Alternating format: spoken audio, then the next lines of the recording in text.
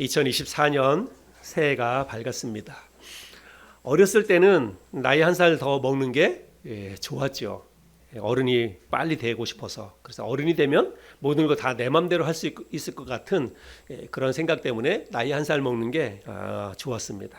근데 요즘은 나이 한 살 먹는 게 끔찍하죠. 끔찍합니다. 저도 벌써 어느새 초등학교 졸업반 들어갈 그런 나이가 되었습니다. 앞자리 숫자가 이제 바뀔 때가 또 됐습니다. 지난주에 점심 식사하고 나서 테이블에 앉아서 이렇게 커피 마시면서 이렇게 잠깐 교제했는데 여기 뒤에 계시는 우리 이인환 어르신께서 배경훈 모매님 이렇게 보시면서 연세를 물어보시는 거예요. 연세가 어떻게 되셨느냐고. 그랬더니 우리 배경훈 모매님이 안 가르쳐 주세요. 안 가르쳐 줍니다. 아마 어르신은 저분이 내 누이인가 아니면 내가 오빠인가 아마 그런 생각 때문에 물어보셨을 것 같은데 안 가르쳐 주시더라고요. 재밌었습니다. 아무튼 나이 한 살 더 먹는 것으로만 생각을 하면 해가 바뀌는 것이 별로 달갑지가 않지요. 그래서 세월을 아주 그냥 꽁꽁 묶어두고 싶은 그런 생각이 들기도 합니다. 그러나 우리는 가는 세월을 붙잡을 수도 없고 묶어둘 수도 없지요. 그냥 그렇게 생각했으면 좋겠어요. 나이 한 살씩 더 먹어가면서 그저 벼가 익어가는 것처럼 내 인생도 더 성숙되어져 간다. 더 익어간다. 무르익어간다. 우리가 그렇게 받아들이고 그렇게 생각을 했으면 좋겠습니다. 제가 그렇게 생각해서 그런지 몰라도 올해는 다른 해보다도 저에게는 조금 더 특별한 감정이 듭니다. 또 특별한 느낌으로 올 한 해를 제가 좀 맞이했습니다. 뭐 설렌다고 해야 될까요? 기대가 된다라고 해야 될까? 아무튼 그런 특별한 마음으로 올 한 해를 저는 시작을 했습니다. 그래서 월요일부터 어제까지 제가 아침에 새벽에 교회 나와서 반주 음악을 크게 틀어놓고 새벽 기도를 했습니다. 교회를 위해서 기도하고 우리 성도님들 한 사람 한 사람 이름 불러가면서 기도하고 또 성도님들을 가정을 위해서 간절한 마음으로 일주일 동안 기도를 했습니다. 근데 기도하다가 올해는 뭔가 정말 특별한 일들이 일어날 것 같다. 하나님께서 올 한 해 동안 우리 성도님들 가정에 정말 특별한 일들을 허락하실 것 같다. 또 우리 교회에 특별한 은혜를 부어주실 것 같다라고 하는 그런 생각이 들었어요. 자연적으로 기도하는 가운데 그런 생각이 들고 또 하나님께서 그런 믿음을 제 마음속에 주셨습니다. 그래서 새해를 제가 아주 기분 좋게 설레는 마음으로 그렇게 새해를 시작을 했고 이번 한 주간 그렇게 즐겁게 또 행복하게 잘 보냈습니다. 여러분은 어떤 마음으로 새해를 맞이했는지 모르겠습니다. 아마 여러분들 가운데에서도 저처럼 그렇게 다른 때보다는 조금 특별한 감정으로 새해를 맞이한 분도 있을 거라고 생각이 됩니다. 그러나 혹시라도 어쩌면 여러분들 가운데 별 생각 없이 그냥 별 느낌 없이 그냥 매년 그렇게 새해를 맞이하는 것처럼 그냥 무덤덤하게 그렇게 새해를 맞이한 분도 이 가운데 있으리라고 생각이 됩니다. 만약 그런 분들이 계시다면 오늘 함께 나누는 이 말씀을 통해서 이제 막 시작하는 거잖아요. 2024년 이제 일주일밖에 안 지났으니까 이제 막 시작하는 2024년 새해를 여러분 정말 특별하게 좀 맞이했으면 좋겠어요. 내 인생 속에서 두 번 다시 없을 것 같은 그야말로 즐겁고 행복한 또 의미 있는 그런 한 해로 2024년을 여러분도 맞이했으면 좋겠습니다. 19세기에 영국의 위대한 침례교 선교사였던 윌리엄 캐리라고 하는 분은 이런 이야기를 했습니다. 하나님으로부터 위대한 것을 기대하라. 그리고 하나님으로부터 하나님을 위해서 위대한 일을 시도하라. 그래서 우리의 마음속에 하나님을 향해서 정말 큰 꿈을 가지고 입을 크게 벌리고 정말 하나님께서 부어주실 은혜를 기대하는 마음으로 우리가 한 해를 시작하면 하나님께서 우리에게 그런 일을 행하신다고 저는 믿습니다. 그러나 아무 기대감도 없이 하나님을 향해서도 아무 생각 없이 그렇게 소원 없이 그렇게 한 해를 맞이하면 그러면 하나님의 은혜가 우리에게 부어질 수가 없다라고 생각을 합니다. 그래서 우리 하나님을 믿는 하나님의 사람들은 하루하루의 삶도 그렇고 특별히 새해를 맞이하면서 우리가 정말 특별한 의미로 특별히 기대하는 마음으로 믿음을 가지고 한 해를 시작을 해야 한다는 것입니다. 정말 하나님이 부어주실 은혜를 꿈꾸면서 또 마음속에 기대하는 마음을 가지고 그렇게 한 해를 맞이해야 한다는 것입니다.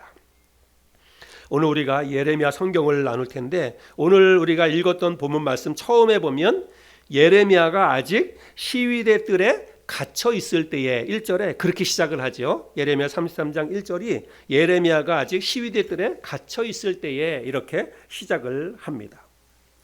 우리가 아는 것처럼 예레미야 성경은 누가 기록했냐면 예레미야라고 하는 선지자가 기록을 했습니다. 그런데 예레미야가 자기가 기록한 성경에서 뭐라고 얘기하냐면 예레미야가 아직 시위대 뜰에 갇혀 있을 때에, 그래서 1인칭 이렇게 그냥 화법을 써서 자기가 기록한 성경인데 예레미야가 시위대 뜰에 갇혀 있을 때 이렇게 기록이 되어 있습니다. 그래서 이것을 보고 조금 이상하다라고 생각할지 모르겠지만 왜 그런가 하면 예레미야가 기록한 성경인데 예레미야가 직접 기록하지 않고 자기의 절친이었던 바룩이라고 하는 사람에게 대피를 부탁을 했어요. 그래서 바룩이라고 하는 사람이 예레미야의 말을 듣고 대신 기록을 해 주었습니다. 그래서 이제 바룩이 예레미야가 아직 시위대 뜰에 갇혀 있을 때 이렇게 기록을 했다는 것입니다. 자, 여기에 말씀에서 시위대 뜰 안에 갇혀 있을 때라고 하는 이 말을 통해서 우리가 유추해 볼 수 있는 그 시대적인 상황을 우리가 유추해 볼 수가 있다는 것입니다. 예레미야가 지금 어디에 있다고요? 시위대 뜰 안에 갇혀 있다라고 말하고 있습니다. 예레미야는 하나님의 부르심을 받은 선지자인데, 예레미야는 요시야 왕 제13년의 사역을 시작해서 여호아하스, 여호야김, 여호야긴 이런 시대를 거치고 유다의 마지막 왕이 누구냐면 시드기야라고 하는 왕인데요. 그 유다의 마지막 왕 시드기야 제11년까지 약 40년간을 남쪽 유다의 선지자로 활동을 했던 그런 사람입니다. 그래서 AD로 우리가 쓰는 이제 그 달력 서기력으로 보면 지금은 BC인데 AD 627년부터 586년까지 약 한 40년간을 남쪽 유대라고 하는 그 나라에서 하나님의 사역을 했던 그런 사람입니다.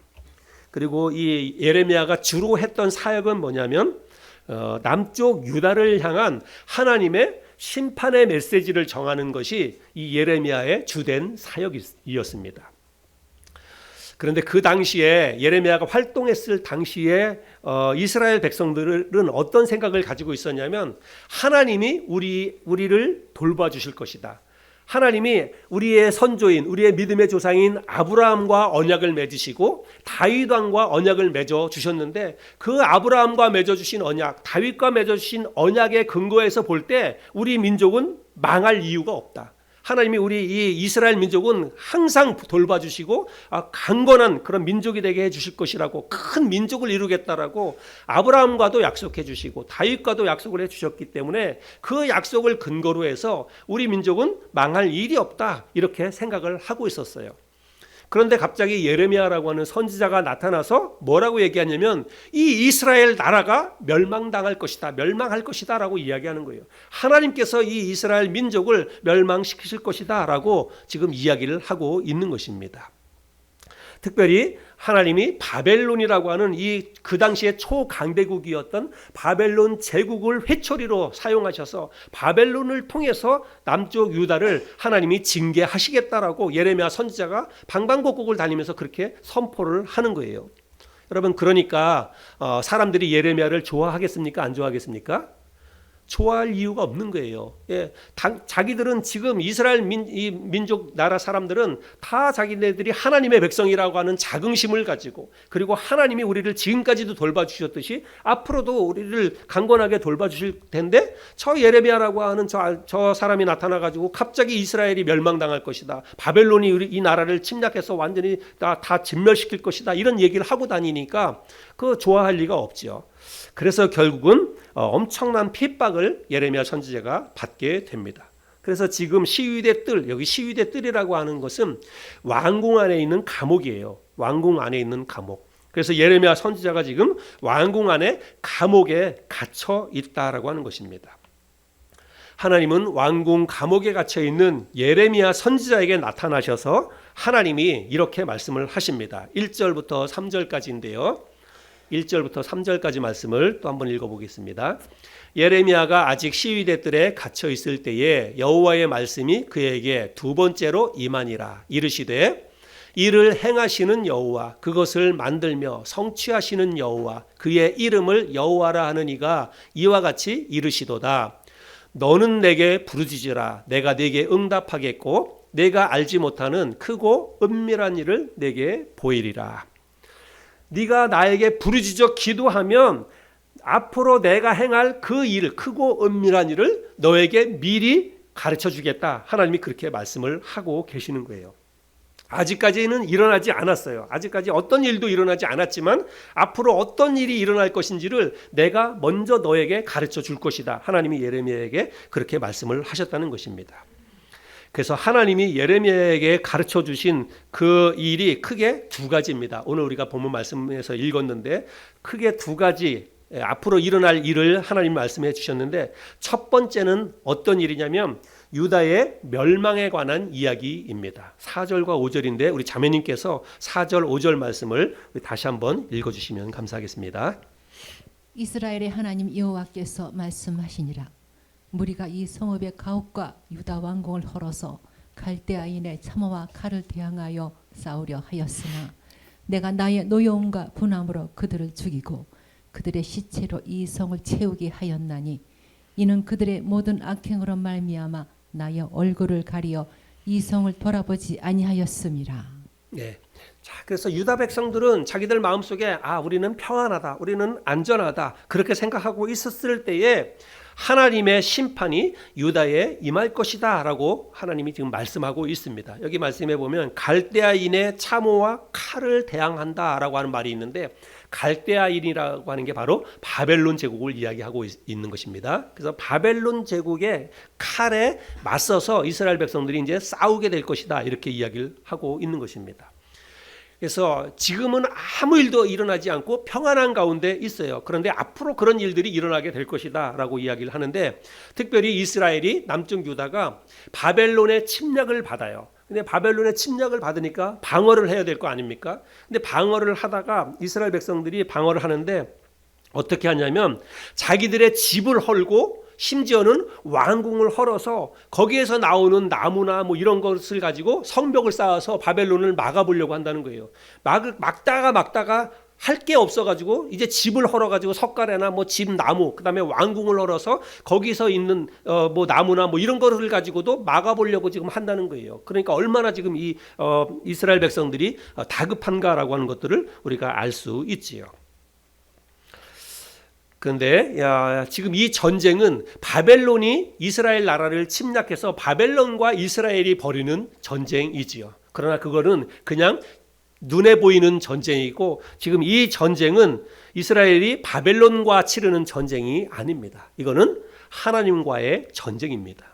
하나님이 이스라엘 백성들을 징계하시기 때문에 벌어진 전쟁입니다. 그러면 왜 하나님이 이스라엘 백성들을 이렇게 징계하시는 걸까요? 당신의 사랑하는 자식들이고 당신의 사랑하는 자녀들인 이스라엘 백성들을 왜 그 강대국인 바벨론을 통해서 이스라엘 백성들을 징계하는 걸까요? 이스라엘 백성들이 하나님을 떠나서 다른 신을 섬겼기 때문입니다. 하나님의 계명인 율법을 버리고 인생을 자기들 마음대로 자기들 뜻대로 세상을 살았기 때문에 하나님이 그들을 징계하시는 것입니다. 그래서 하나님이 뭐라고 말씀하시냐면 그들의 모든 악행으로 말미암아 나의 얼굴을 가리어 이 성을 돌아보지 아니하였음이라. 하나님이 얼굴을 돌리셨다는 것입니다. 항상 이스라엘 백성을 주목해서 보셨던 하나님이거든요. 눈동자를 마주대야 하듯이 항상 이스라엘 백성들을 주목하시고 그들에게 관심을 갖고 사랑을 가지고 그들을 돌봐주셨던 하나님인데, 이제 하나님이 그들에게서 얼굴을 돌렸다는 것입니다. 그리고 예루살렘 성을 돌아보지 아니하셨다 하나님이 말씀하고 있어요. 여러분, 이 말씀이 얼마나 무서운 말씀인가라고 하는 것들을 우리는 기억해야 됩니다.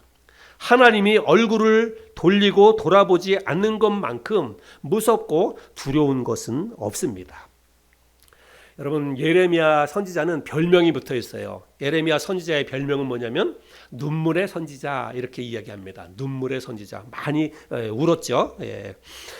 왜 그랬냐면 하나님으로부터 자기 동족인 이스라엘 민족이 쑥대밭이 될 것이다라고 하는 것을 하나님이 마치 우리가 텔레비전 영화나 이런 것처럼 생생하게 입체적으로 예레미야에게 먼저 보여주셨어요. 그래서 그들의 모든 부녀자들이 바벨론으로 포로로 잡혀가거나 칼에 베이고 창에 찔려져 죽는 모습을 생생하게 하나님이 예레미야에게 보여주셨어요. 여러 가지 어떤 그 환상을 통해서도 보여주시고 어떤 행동을 통해서도 그것을 백성들에게 보여줄 수 있도록 하나님이 그것을 다 가르쳐 주셨습니다. 그러니까 먼저 그런 것들을 다 봤어요. 앞으로 일어날 일이지만 그 모든 것들을 봤으니까 예레미야가 마음이 얼마나 정말 안타깝고 그렇겠습니까?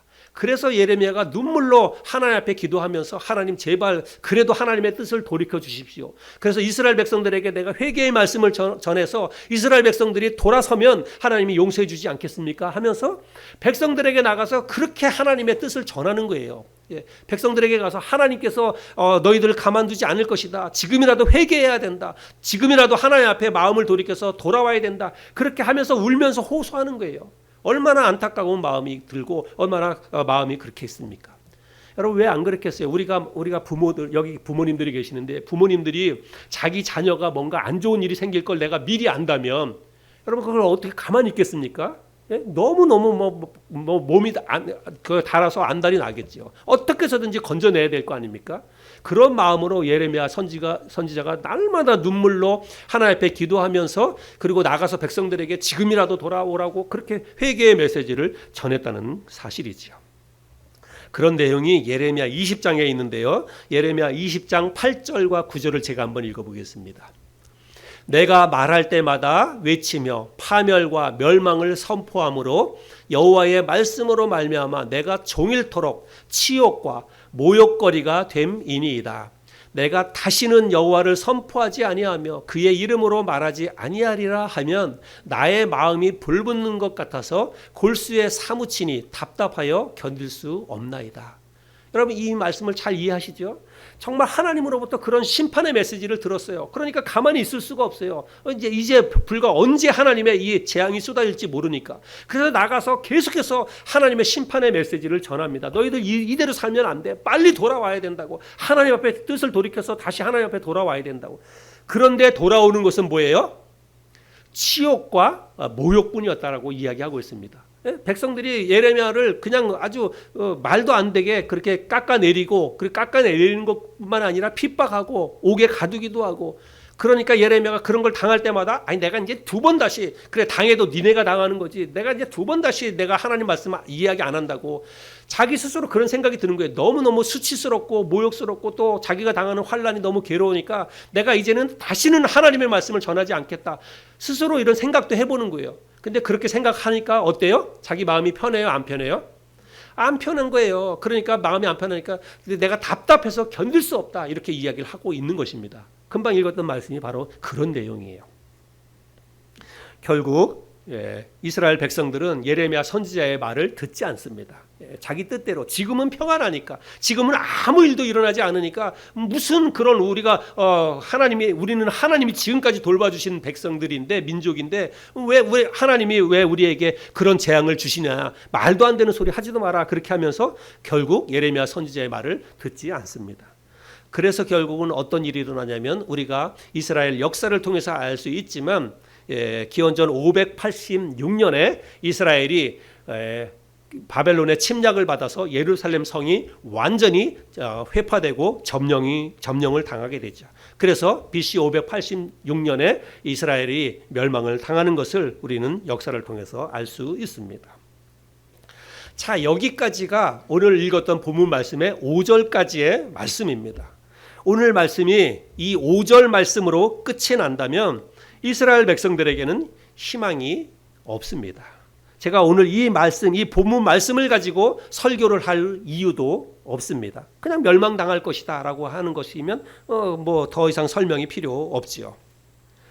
그러나 여러분 반전의 이야기가 펼쳐집니다. 하나님이 반전의 드라마를 쓰시겠다라고 말씀을 하십니다. 그 말씀이 6절부터 9절까지인데요. 또 우리 자매님께서 6절부터 9절까지 말씀을 한번 읽어주시기 바랍니다.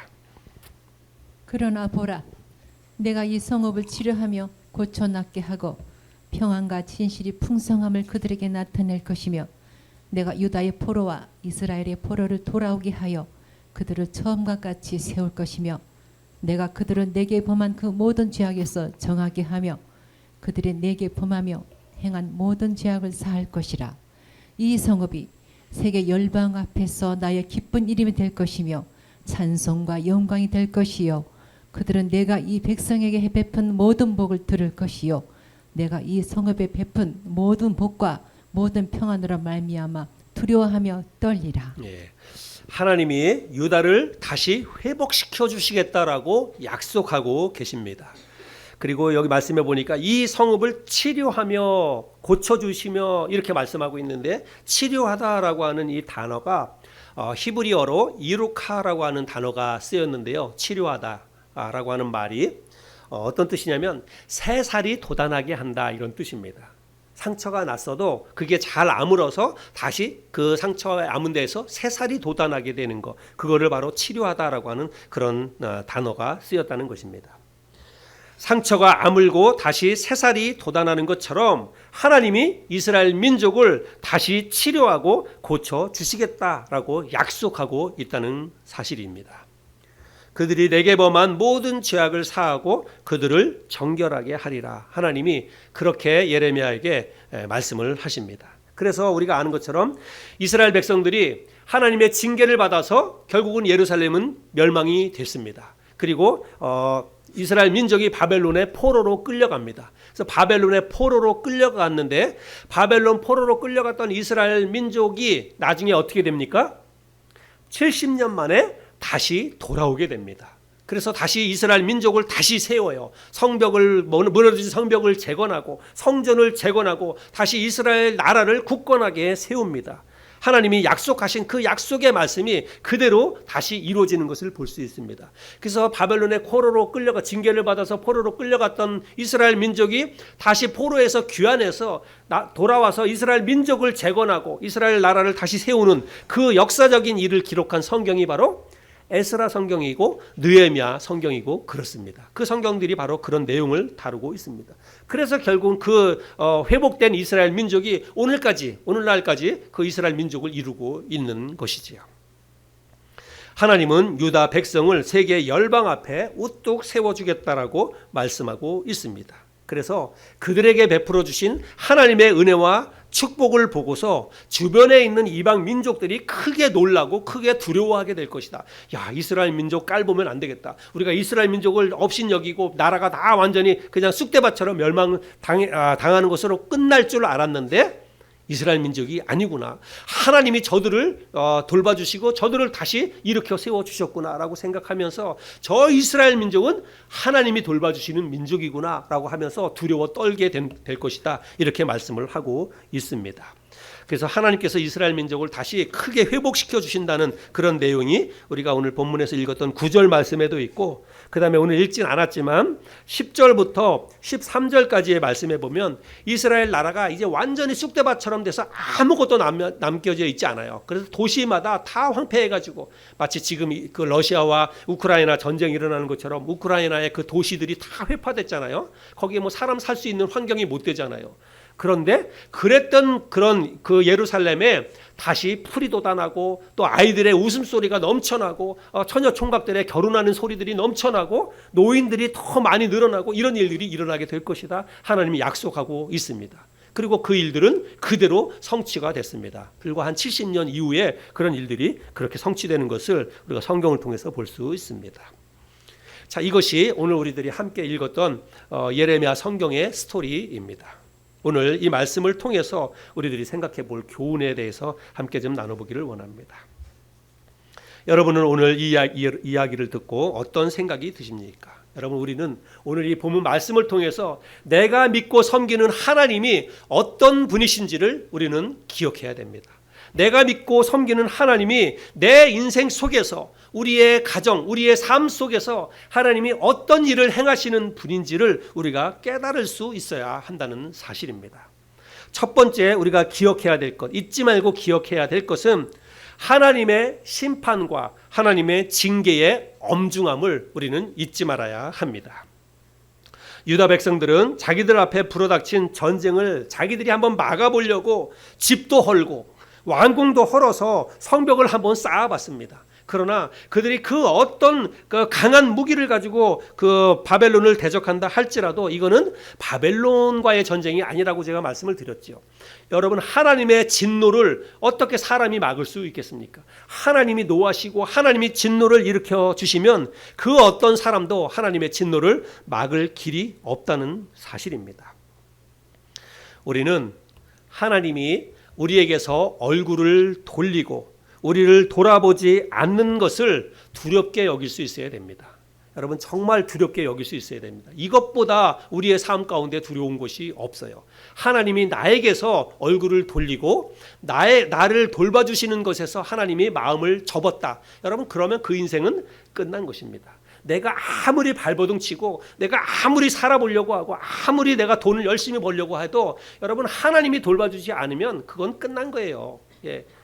우리가 요즘 농사 안 짓는다 그래서 농경 시대에는 당연히 농경 시대에는 우리가 그거를 피부적으로 느끼지요. 하나님이 비를 안 내려 주시는데 무슨 재간으로 농사를 짓습니까? 가축을 무슨 재주로 가축을 기릅니까? 다 풀 먹이고 다 그렇게 해서 농경 사회에서는 지내야 되죠. 그래서 하나님이 비를 내려 주시고 햇볕을 내려 주시고 적당하게 그렇게 우리 날씨를 주장해 주지 않으면 우리는 살아갈 수 없는 존재예요. 그럼 우리 농사 안 짓는다고 해가지고 여러분 그런다고 해서 우리는 이제는 상관없다 그겁니까? 여러분, 택도 없는 소리입니다. 정말 하나님이 돌봐주시고 하나님이 내 삶을 축복해 주지 않으면요, 내가 하는 사업, 내가 하는 직장생활, 여러분 그거 정말 1년 안에 다 끝장납니다. 끝장나요. 그래서 정말 하나님이 나를 돌봐주시고 하나님이 나를 얼굴을 맞대서 나를 주목해 주고 계시는 거, 여러분 그거를 은혜로 여길 수 있어야 되고, 반대로 그렇지 않은 상황이 나에게 돌아오지 않도록 우리는 정말 마음을 다해야 된다라고 생각을 합니다. 하나님이 왜 우리에게서 얼굴을 돌리고 우리를 돌아보지 않을까요? 하나님이 이스라엘 백성들에게서 얼굴을 돌리고 이스라엘 백성들을 돌아보지 아니했던 그 이유와 똑같습니다. 하나님이 이스라엘 백성들에게서 얼굴을 돌린 이유는 뭐라 그랬어요?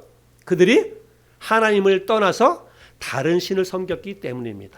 하나님의 말씀을 버리고 인생을 자기 뜻대로, 자기 계획대로, 자기 생각대로 자기 인생을 살았기 때문에 하나님께서 그들에게서 그래? 그럼 네 맘대로 살아봐.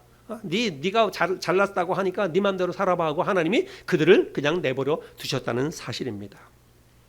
우리도 마찬가지입니다. 우리가 하나님을 떠나서 다른 신을 섬기면 하나님이 우리에게서 얼굴을 돌린다는 사실을 여러분 기억할 수 있기를 바랍니다. 오늘날 우리가 이스라엘 백성들처럼 어떤 신을 만들어 놓고 바알 신이나 아세라 신처럼 어떤 형상을 만들어 놓고 그 앞에 가서 절을 하거나 그 신을 섬기거나 우리는 그렇지 않습니다. 그러나 그렇지 않다고 해가지고 나는 우상을 섬긴다, 나는 하나님이 아닌 다른 신을 섬기는 거 나에게는 택도 없다, 여러분 그렇게 생각하나요? 그렇게 생각하면 안 됩니다.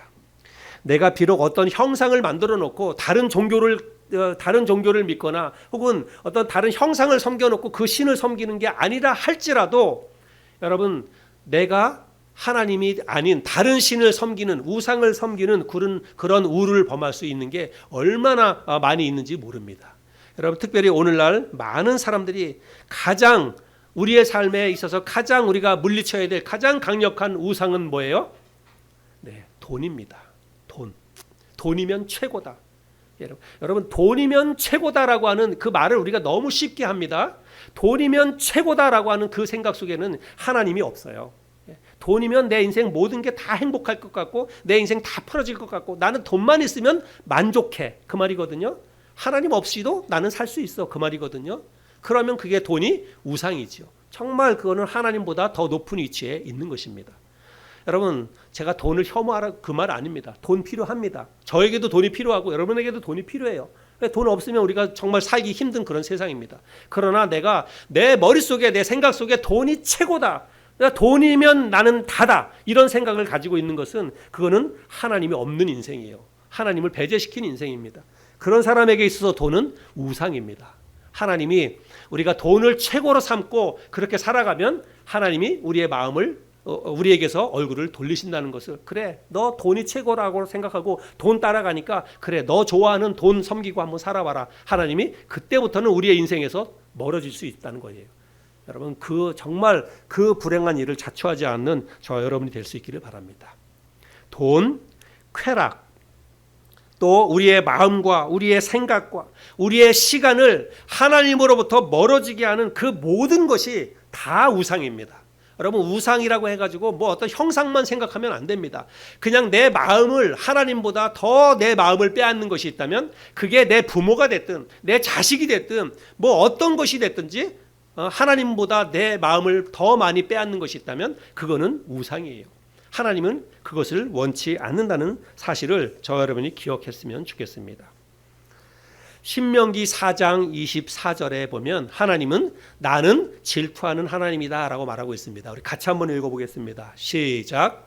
내 하나님 여호와는 소멸하는 불이시요 질투하시는 하나님이시니라. 하나님은 질투하는 하나님이다 라고 말하고 있습니다. 또 우리가 잘 아는 것처럼 10계명의 제1계명부터 제3계명까지가 바로 오직 나만 섬기라. 하나님이 그렇게 말씀하고 있습니다. 오직 나만 섬기라.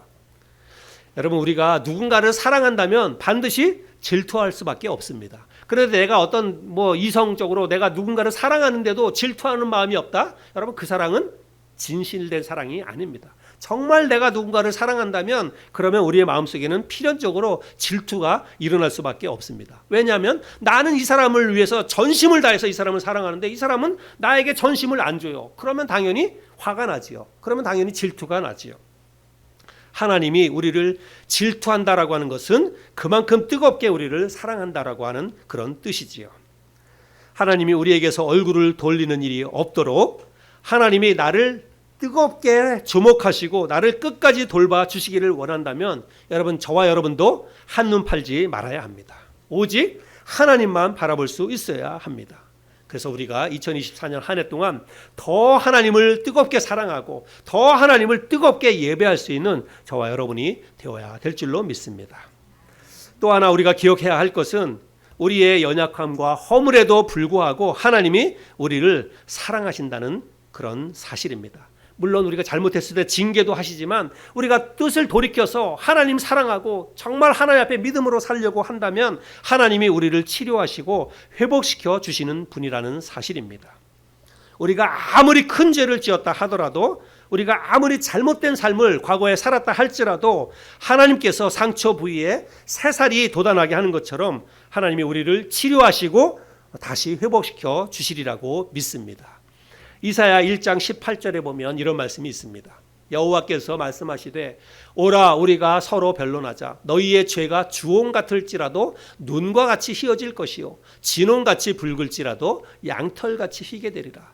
우리가 지은 죄가 진홍같이 붉다 하더라도 하나님이 우리를 회복시켜 주시면 흰 눈처럼 흰 양털처럼 희게 해주시겠다라고 말하고 있습니다. 감사하죠? 예.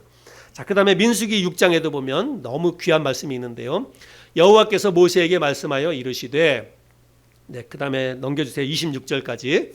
아론과 그의 아들들에게 말하여 이르기를 너희는 이스라엘 자손을 위하여 이렇게 축복하여 이르되 여호와는 내게 복을 주시고 너를 지키시기를 원하며 여호와는 그의 얼굴을 내게 비추사 은혜 베푸시기를 원하며 여호와는 그 얼굴을 내게로 향하여 드사 평강 주시기를 원하노라 할지니라 하라. 하나님은 우리에게 평강 주시기를 원하고 은혜 주시기를 원하고 축복 주시기를 원하신다는 것입니다. 하나님은 항상 우리를 향해서 그런 마음을 가지고 있다는 사실이에요. 저는 오늘 이 말씀이 5절로 끝나지 않고 6절부터 9절까지 이어지는 게 얼마나 감사한지 모릅니다. 우리가 인생을 살다 보면 정말 우리가 실수도 하고 또 죄를 짓기도 하고 하나님의 뜻에서 벗어나기도 하고 믿음에서 떠나기도 하고 그렇잖아요. 그런데 그것만 가지고 하나님이 우리를 심판하시고 그걸로 끝이라고 한다면 여러분 우리에게 인생에 소망이 없지요. 그러나 하나님은 그걸로 끝이 아니라 6절부터 9절까지가 있다는 거예요. 우리가 회개하고 믿음으로 돌아와서 다시 하나님 앞에 나오면 하나님이 우리의 인생을 크게 축복해 주신다는 사실입니다. 회복의 은혜를 베풀어 주신다는 사실입니다. 이런 회복의 은혜가 올 한 해 동안 저와 여러분의 삶 가운데 충만하게 일어나길 바랍니다. 우리의 가정에도 우리 교회에도 하나님이 베푸시는 이런 회복의 은혜가 차고 넘치는 그런 한 해가 될 수 있기를 바랍니다. 교회적으로 굉장히 힘들고 어려운 그런 시절을 보냈습니다. 2029년에 교회적으로 조금 힘든 일이 있었고, 그리고 나서 바로 또 코로나가 터지는 바람에 계속 너무 힘들었어요. 그래서 뭐 정말 코로나 동안에는 그래도 코로나 때는 그래도 나름대로 괜찮았다는 생각이 들어요. 왜냐하면 우리만 그런 게 아니니까. 코로나 때는 모든 교회들이 다 그러니까, 모든 교회에서 뭐 공식적으로 모여서 예배드리지 말라 그랬으니까 뭐 3, 4천 명 모이는 교회도 우리 교회랑 똑같아요. 교회 예배 못 드리고 그냥 온라인으로 예배 드리는 게 다 똑같았습니다. 그런데 코로나 끝나고 나서 이제 좀 달라졌죠. 코로나 끝나고 나서 이제 정상적으로 예배 드릴 수 있다고 해서 교회에 와서 예배 드리자고 하는데, 물론 큰 교회도 큰 교회 나름대로 출석률이 떨어지고 어려움이 있었고, 우리 교회 같이 작은 교회는 이게 아주 피부적으로 와닿잖아요. 그래서 우리 알겠지만 한동안 우리 교회가 코로나 끝나고 나서도 예배 인원이 10명도 안 될 때가 있고 그랬어요. 그래서 제가 주일날 아침 되면 사실은 마음이 너무 힘들고 어려웠습니다. 낙심이 되기도 하고 너무 힘들었어요. 그리고 이게 계속 장시간 오래되면 또 어떻게 될까 하면서 걱정도 되고 믿음이 없었죠. 그래서 정말 하나님 앞에 날마다 나와서 울면서 기도하고, 그리고 우리 성도님들 같이 우리 모교회인 새삼교회에 가서 예배드렸는데, 제가 새삼교회 가서 예배드리면서 울면서 설교하지 않았습니까? 진짜 그때 제가 너무너무 힘들었어요. 정말 하나님 앞에 목회하는 게 너무 힘들어서, 하나님 정말 긍휼을 베풀어 주세요. 회복시켜 주세요. 다시 힘을 내서 사역할 수 있도록 그렇게 정말 하나님 영혼을 보내주세요. 그렇게 간절한 마음으로 새벽마다 나와서 울면서 기도하고, 말씀을 전할 때도 정말 마음이 너무너무 힘들고 주일날마다 어려웠습니다. 그런데 감사하게도 하나님께서 지난 연말에 우리 교회에 귀한 분들을 보내주셨습니다. 우리 원장님 부부, 물론 원장님 부부가 개인적인 사정 때문에 교회를 찾아왔지만 저는 그냥 하는 소리가 아닙니다. 정말 하나님이 저에게 또 그리고 우리 교회에 보내주신 천사와 같다라고 생각이 됩니다. 이분들은 정말 저에게는 하나님이 보내주신 천사예요. 그래서 정말 제가 너무너무 기쁘고 감사했습니다. 그런데 하나님께서 천사를 또 보내주셨어요. 그래가지고 우리 이인하는 어르신을 또 만났잖아요. 두 번째 하나님이 보내주신 두 번째 천사예요. 우리 이인하는 어르신. 정말 얼마나 감사한지 모릅니다. 제가 지난주에 우리 어르신하고 같이 둘이 데이트했거든요. 둘이 같이 가서 맛있는 점심도 먹고, 또 우리 어르신께서 커피도 사주셔가지고 커피도 마시고 그랬습니다. 그래서 커피 마시고 이렇게 얘기하는데 우리 어르신이 저한테 그러시는 거예요. 목사님이 앞에서 강대상에 딱 서서 이렇게 설교할 때 목사님이 인물이 굉장히 좋다는 거예요. 확실히 천사가 맞으세요. 우리 어르신은 확실히 하나님이 저에게 보내주신 천사가 맞으세요. 그래서 목사도 인물이 좋고 봐야 된다. 어르신이 저한테 그러시는 거예요. 그래서 저한테 인물이 좋다고, 제가 얼마나 힘이 나는지 몰라요. 그래서 진짜 인물 좋기로는 또 어르신 뭐 따라가지고, 어르신 진짜 풍자가 좋으시잖아요. 정말 인물이 좋으신데, 그래서 제가 어르신 만나서 마음이 너무 기뻐요. 정말 저희 아버님 같고, 그래서 마음이 정말 흡족하고 그렇습니다. 그런데 진짜 하나님께서 세 번째 천사를 지난 해에 또 보내주셨습니다. 제가 아내와 함께 같이 이제 어쩌다 아내를 출근시켜 줄 때가 있거든요. 그렇게 가다가 보면 우리 여기 뒤에 계시는 우리 임경미 자매님 함께 그 차를 타고 왔다 갔다 해요. 그래서 제가 그때 일상의 기적을 회복하라라고 하는 설교 시리즈를 계속 하고 있었을 때예요. 그때 제가 아침마다 나와서 기도하면서, 하나님, 제가 일상의 기적 가운데 하나 제가 경험하고 싶은 그 기적이 뭐냐면, 집사람 제가 아내와 함께 직장 생활하고 있는 분, 그때는 이름도 몰랐어요. 함께 직장 생활하고 있는 저분 올 한해, 작년이죠. 올 한해 우리 교회에 와서 함께 예배드릴 수 있게 해주세요. 그 기적을 보기를 원합니다. 제가 그거를 두고 기도했어요. 근데 하나님께서 보내주셨는데, 전 그때는 이제 자식 잘 몰랐거든요. 그냥 자매님만 생각했어요. 근데 자매님이 세트로 왔어요. 세트로. 두 아들을 데리고 하나님이 세트로 보냈어요. 천사를.